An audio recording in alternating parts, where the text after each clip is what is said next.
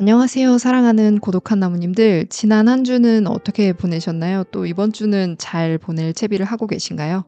이 목소리가 닿는 순간 여러분 마음이 잠시라도 평안하시길 바랍니다. 저는 최근 큰 결정을 했습니다. 한 회사의 대표가 크게 싸우고 결국 퇴사를 한 거죠. 고민이 많을 이 30대 이 시기에 시기가 시기인 만큼 저보다 더 단단하고 배울 점이 많은 대표를 찾아다녔어요. 그래서 목소리가 크고 인사이트가 깊고 강하게 이끌어줄 수 있는 그런 힘이 있는 분이 필요했죠. 그래서 처음엔 좋았어요. 근데 이제 당연히 그런 분들은 자기 주장이 강하고 직원을 통제하려는 성향도 크잖아요. 저는 끝내 그걸 버티지를 못했습니다. 인간은 딜레마를 품어낼 수 있는 존재라고 하지만 저는 그 안정감과 통제라는 딜레마를 품지 못하고 퇴사를 했죠. 네, 저는 그 안에서도 자유가 있길 바랬던 거죠. 이게 어리석죠. 안정과 자유라는 개념을 이제 남에게 기대고 남이 주길 바라고 있었다는 거니까요. 그 과정에서 사실 제일 어려웠던 점은 스스로에 대한 안타까움이었습니다. 언제까지 이렇게 스스로 한 선택과 약속에 대한 책임을 지지 못하고 상황을 그르쳐야 하는 건지 그런 현타가 깊게 오더라고요. 그런 의미에서 이 자유와 안정이라는 두 가지 개념에 대해서 아주 깊이 생각해보는 시간을 가졌습니다. 저는 이 문제를 조금 더 깊이 들어가 보고 싶네요. 지금 이 영상을 듣고 계신 분들 대부분이 뭐 사회적 진입과 적응이 얼추 단련된 분들일 겁니다. 그런 와중에 30대는 특히나 내가 원하는 방식으로 살 수 있을까라는 질문이 강하게 떠오르는 나이죠. 직장에서의 제약, 뭐 압박, 대출, 결혼, 육아 같은 책임이 겹쳐지면서 자유를 향한 갈망이 커집니다. 하지만 동시에 자산 축적이 덜 된 시기이기 때문에 무작정 자유를 쫓기에는 그 불안도 굉장히 크죠. 그래서 제 또래들은 얘기를 합니다. 안정 속에서 자유를 찾고 싶다.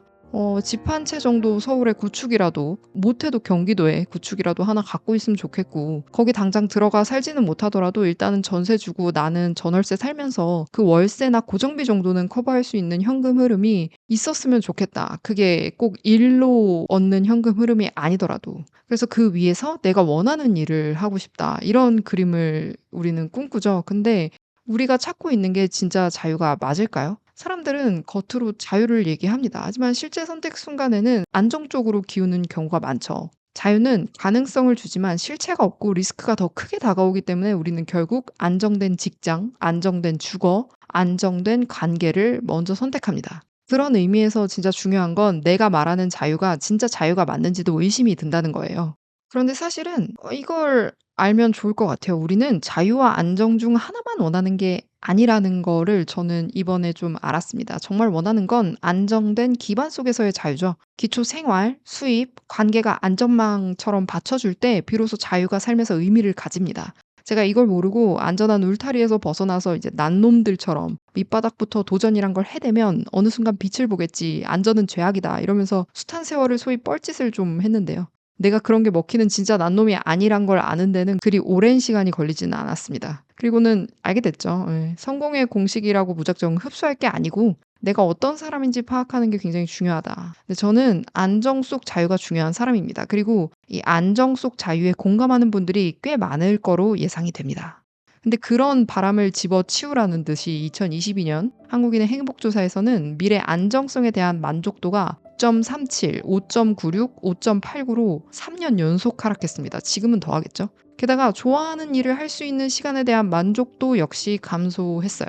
안정의 뿌리가 이 뿌리채 흔들리고 있는 거죠. 왜 이런 흐름이 생겼을까? 일단 경제 구조가 변했죠. 과거의 공식, 뭐 정규직 안정, 자산 축적, 노후 보장, 뭐 이런 로직의 순서가 무너졌습니다. 고용 안정성은 약해졌고 부동산, 교육, 의료비 부담은 너무 커졌죠. 거기에 이제 기후 위기, 뭐 지정학 갈등, 기술 변화 같은 별로 알고 싶지도 배우고 싶지도 않은 변수까지 더해지니까 사람들은 안정 자체를 더 불확실하게 느낍니다. 그러다 보니 내 최악의 상황을 면해줄 이는 국가뿐이라는 생각이 들죠. 그쪽에 더 의지하게 되고 정치란 게 이제 내 삶의 큰 부분을 차지하게 됩니다. 무엇보다 노동 시간이 줄었다고는 하지만 디지털 기기 덕에 일이 끝나지 않잖아요. 쉴 때조차 휴식이 아니라 어떤 소비 혹은 관리, 자기 개발로 채워집니다. 좋아하는 일을 하려면 에너지와 집중이 필요한데 그걸 쓸 여유가 없으니 만족도는 점점 줄어들게 되죠. 여기에 SNS, 유튜브가 남의 즐거움과 성취를 실시간으로 보여줍니다. 상대적 박탈감에 이제 삶의 만족도는 더더욱 낮아지게 되죠.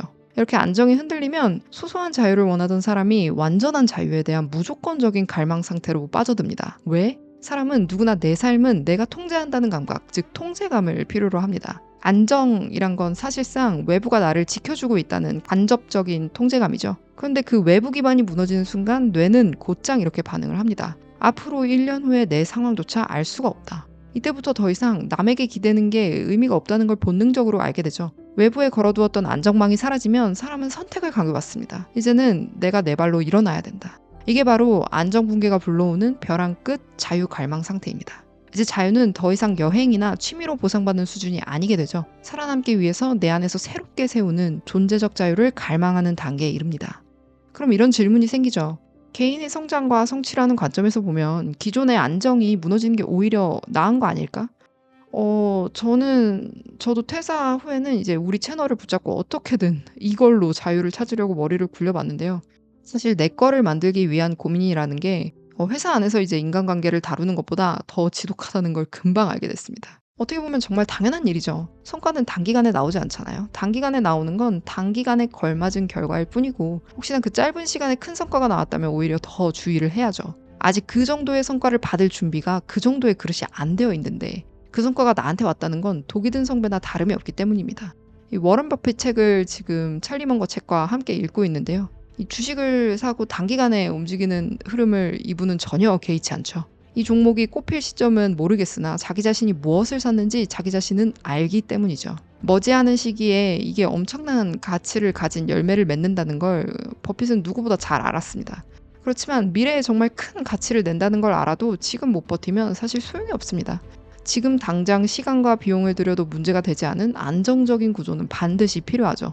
정확히 말하면 자유라고 말할 수 있는 무언가를 누리기 위해서는 일정 시간이 필요하기 때문에 우리에겐 안정적인 구조가 필요합니다. 농부가 봄철에 씨를 뿌렸는데 바로 수확이 나길 바라지는 않잖아요. 수확을 맺으려면 가을까지 그 시간을 견뎌야 하고 작물에 시간과 비용을 투자를 해야 됩니다. 그러므로 성장을 위해서 지금 있는 안정을 깨부숴라? 저는 동의하지 않습니다. 그래서 적당한 새 회사를 빠르게 찾아 들어갔어요. 사실 본인만의 안정적인 구조를 만들었다면 진즉 퇴사를 하셔도 됩니다. 저는 아직 그 시기가 아닐 뿐이죠. 그럼에도 우리는 하루라도 빠른 자유를 갈망합니다. 싫은 일을 하루라도 더 하고 싶지 않죠. 근데 망치를 가진 사람에게 모든 문제가 모처럼 보인다고 우리는 그렇게나 자유를 갈망하면서도 내가 아는 가장 안정적인 그 틀 안으로 다시 기어 들어가게 됩니다. 그렇지만 저는 그게 괜찮다는 말을 하고 싶어요. 그 틀 안으로 다시 기어 들어가서 내 문제를 못이 아니라 다른 걸로 보고자 하는 시도만 할 수 있다면 저는 괜찮다고 봅니다. 그렇기 때문에 이 안정적인 틀 안에서 있는 미세한 균열은 늘 환영을 받아야 마땅합니다. 이게 무슨 소리냐면 10년 넘게 다닌 회사에서 구조조정 소문이 들리거나 상사가 바뀌면서 내 자리가 불안해지는 순간이 있죠. 그리고 혹은 고정 수입만 믿고 살다가 갑작스러운 대출금리 인상이나 손실을 겪는 순간도 있습니다. 오래된 연인이나 배우자와 갈등이 잦아지는 순간도 있고요.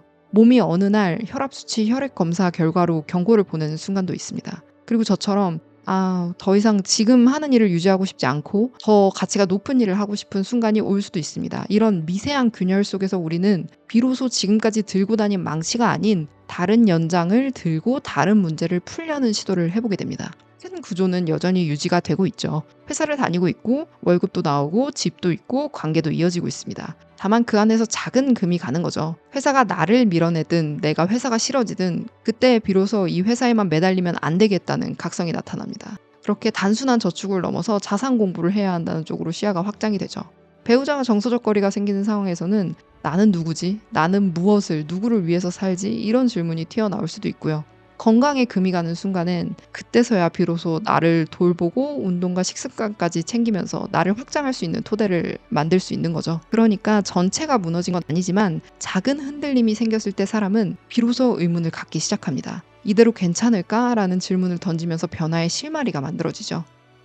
이런 미세한 균열들 안에서 우리는 어떻게 태도를 가져가야 될까요? 소극적으로만 바라보면 이 균열은 금세 다시 위기로 바뀝니다. 불안해지죠. 하지만 적극적으로 바라본다면 균열은 새로운 문이 되기도 합니다. 예를 들어 지금까지 주인의식 없이 일을 해왔다면 이제는 남이 시킨 일도 마치 내 일처럼 해보는 거죠. 혹은 반대로 회사에만 너무 몰두해서 다른 것들에 금이 가고 결국 회사에서도 균열이 이어진다면 나를 돌보고 나를 돌보라는 누군가의 말을 기꺼이 받아들이고 행동을 해보는 거죠. 그렇게 우리는 통제감을 회복을 합니다. 피해자라는 생각에 빠져있던 순간에서 벗어나서 상황을 내 의지로 끌어오는 이전과는 다른 선택을 하는 거죠. 균열은 내가 해보지 않았던 것들을 시도할 기회입니다. 그 안에서 바꿔야 하는 건 나의 태도밖에 없어요. 나에게 도움이 될 그 뼈아픈 누군가의 말을 받아들이고 실행하는 과정에서 우리는 수동적인 복종이 아니라 내적 자유가 커지는 걸 느낄 수 있습니다. 이게 바로 안정 속 자유겠죠. 그때 비로소 한국인의 안정이 무너지고 있다는 이런 설문조사와는 전혀 다른 궤도를 걷는 사람이 될 수 있습니다. 여러분은 어떤 안정 위에서 자유를 쌓고 싶으신가요? 하나의 일을 어떻게 처리하는지가 모든 일을 처리하는 방식을 보여줍니다. 손실을 피하고 가진 것을 과대 혹은 과소평가하면서 일관성을 유지하려는 우리의 본능 앞에서 여러분은 어떤 안정 속 자유를 꿈꾸고 계신가요? 자유는 어느 날 갑자기 완성된 형태로 찾아오지 않는 것 같습니다. 모든 건 이 흔들림 속에서 조금씩 맞춰가는 과정이죠. 큰 구조는 여전히 버티고 있지만 그 안에서 흔들리고 있다면, 혹은 완전히 금이가 무너져 있다 하더라도 어떻게든 우리는 그 균열을 끌어안으면서 꾸준히 나아갈 수만 있다면 더 단단하게 뿌리 내릴 수 있을 겁니다. 지금 자신의 상황이 숨가쁘게 답답한 상황으로 전개된다면 급하게 탈출 모드로 자신을 올가매지 마시고요. 지금 여기서 무슨 씨를 뿌려서 키워낼 건지, 얼마의 기간이 필요하고 외부의 안정에 얼마만큼 의지해야 하는지 좀 더 멀리서 바라보고 재단하시길 바랍니다. 그리고 그렇게 키워가고 있는 작물이 있다면 각각 무엇인지는 알 수 없으나 그것을 한 번 더 들여다보고 한 번 더 다듬어야 합니다. 좋은 결과와 훌륭한 결과의 차이는 종종 그저 한 번 더 보고 한 번 더 물을 주는 데에 있으니까요. 그리고 그것이 반드시 나를 안정 속 자유로 이끌 거라고 생각을 해보시죠. 잠시 숨을 고르고 싶을 때 저희 고독한 나무가 작은 쉼터가 되길 바랍니다. 숲보다 깊은 삶의 방향을 함께 고민하겠습니다. 감사합니다.